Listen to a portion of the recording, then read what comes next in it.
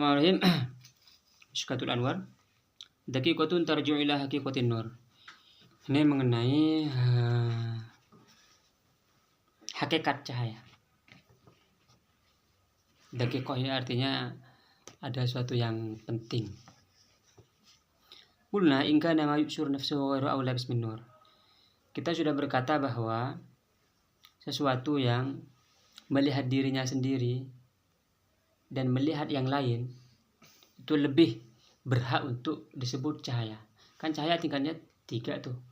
Cahaya yang awam, matahari kan. Setelah itu cahaya yang lebih tinggi lagi, mata. Karena mata ini bisa melihat kepada yang lain dan bersinar sendiri. Kalau yang matahari ini kan dia sendiri nih, nggak ke mataharinya. Iya.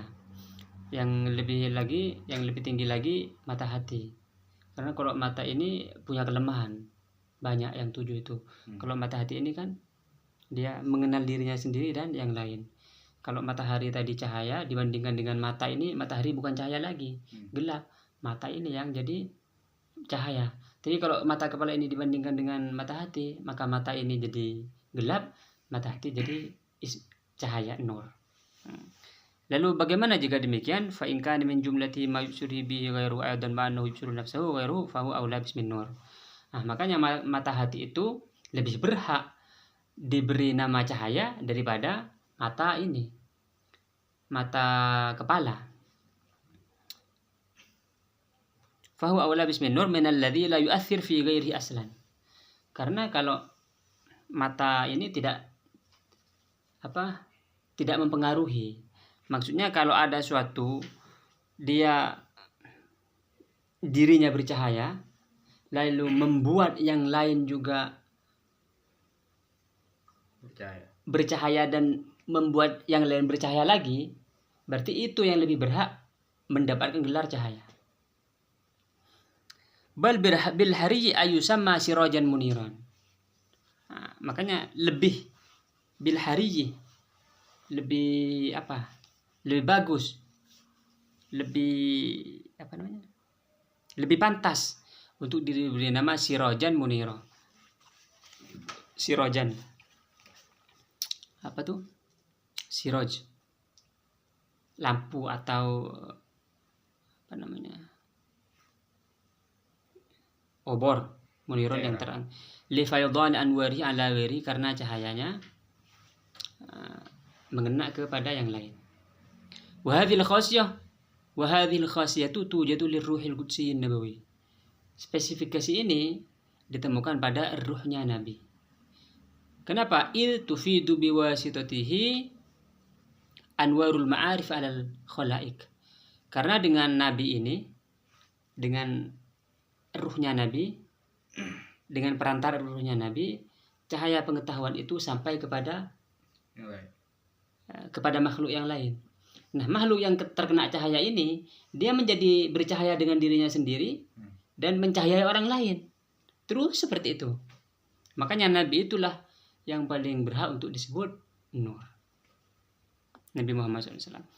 Apalagi dibandingkan, sebenarnya tidak bisa dibandingkan kalau dengan Allah.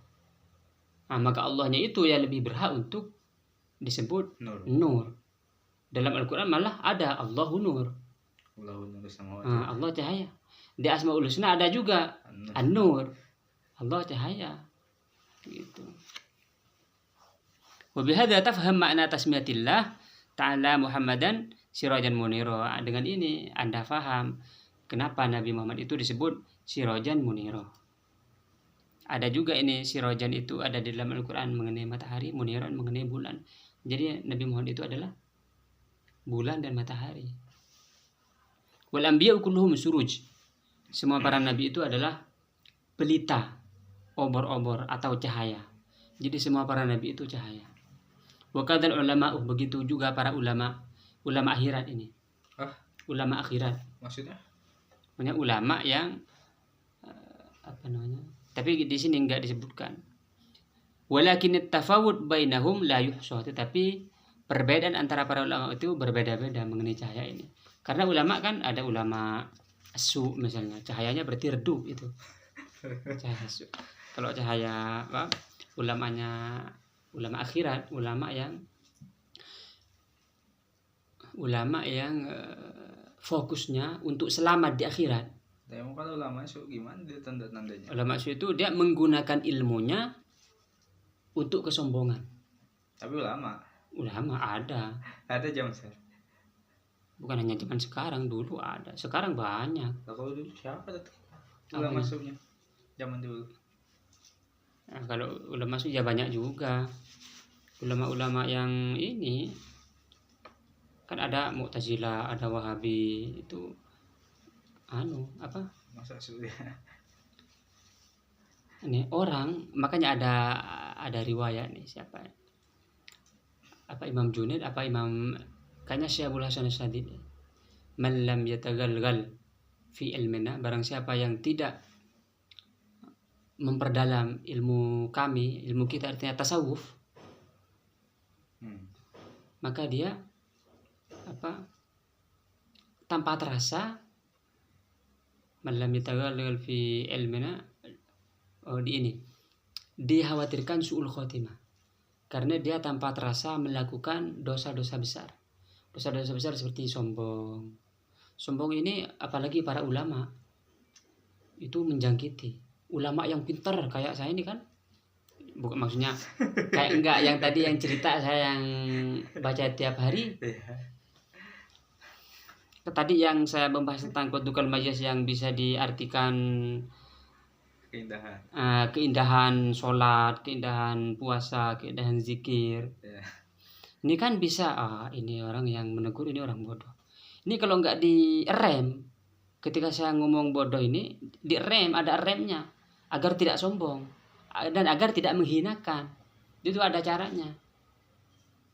Maksudnya ini orang yang negur ini memang orang bodoh, walaupun memang benar-benar orang bodoh, karena memang dia tidak baca yaitu kitab Usama dan Al-Wajid itu memang. Tapi orang yang suka tasawuf ini dia tahu nih sombongnya kapan diberhentikan. Nah, makanya ini penting, apalagi kalau nur ini sudah ma'rifat ini. Jadi perbedaan antara ulama itu, yang masuk neraka itu kan ada hadisnya tuh, ulama masuk neraka dulu karena dia jadi ulama untuk disebut ulama, belajar untuk disebut ulama oleh Allah. Nanti berfirman tuh, kamu belajar ilmu untuk apa? Untuk disebut ulama.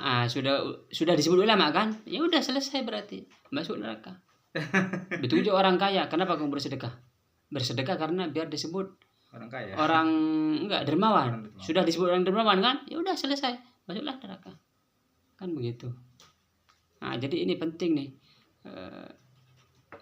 definisinya misalnya sombong, terus kapan caranya kita merendahkan diri, kapan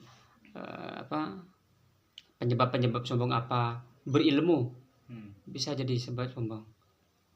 Banyak harta, jabatan, itu nggak masuk cahaya Allah ini kalau orang begitu.